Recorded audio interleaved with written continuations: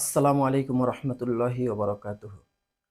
আলহামদুলিল্লাহি রব্বিল আলামিন, ওয়াসসালাতু ওয়াসসালামু আলা রসুলিহি মুহাম্মদ ওয়া আলা আলিহি ওয়াসসাহবিহি আজমাইন। সকল প্রশংসা আল্লাহ তাআলার জন্য। দুরূদ ও সালাম বর্ষিত হোক বিশ্বনবী মুহাম্মদ সাল্লাল্লাহু আলাইহি সাল্লামের উপর, তার পরিবার পরিজন ও সকল সাহাবা কেরামের উপর। অতঃপর আমরা 7 নম্বরে যে বিষয়টি সম্পর্কে জানব তা হচ্ছে যে আল্লাহ তাআলার নিকট সবচেয়ে বড় পাপ কোনটি? যে সকল গুনাহসমূহ দ্বারা আল্লাহর নাফরমানি করা হয় তার মধ্যে সবচেয়ে বড় পাপ হচ্ছে আল্লাহর সাথে শরিক করা, অর্থাৎ শিরক।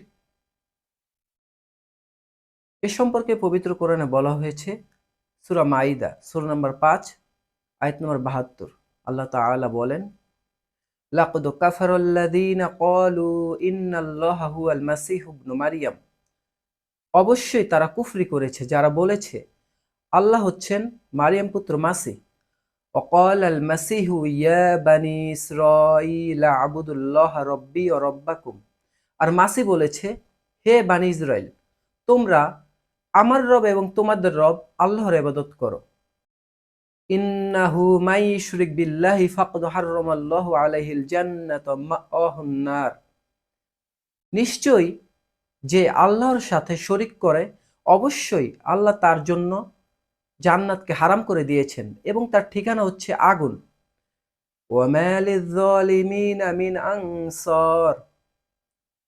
আর জালিমদের কোনো সাহায্যকারী নেই। শিরক হচ্ছে আল্লাহর সমকক্ষ সাব্যস্ত করা, কাউকে আল্লাহর সমকক্ষ সাব্যস্ত করা, হোক সে কোনো বাদশাহ, নাবী, রাসূল বা কোনো ওলি। আল্লাহ ব্যতীত অথবা আল্লাহর সাথে কাউকে ডাকা, কারো কাছে কোনো কিছু চাওয়া, কারো উপর ভরসা করা, কাউকে ভালোবাসা ইত্যাদি। এক কথায় শিরক হচ্ছে আল্লাহর সত্তা বা গুণাবলীর সাথে কোনো কিছুকে শরিক করা হচ্ছে শিরক।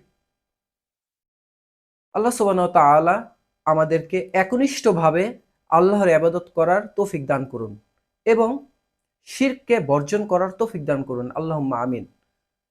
সুবহানাকা আল্লাহুম্মা ওয়া বিহামদিক আশহাদু আল্লা ইলাহা ইল্লা আনতা আস্তাগফিরুকা ওয়া আতুবু ইলাইক।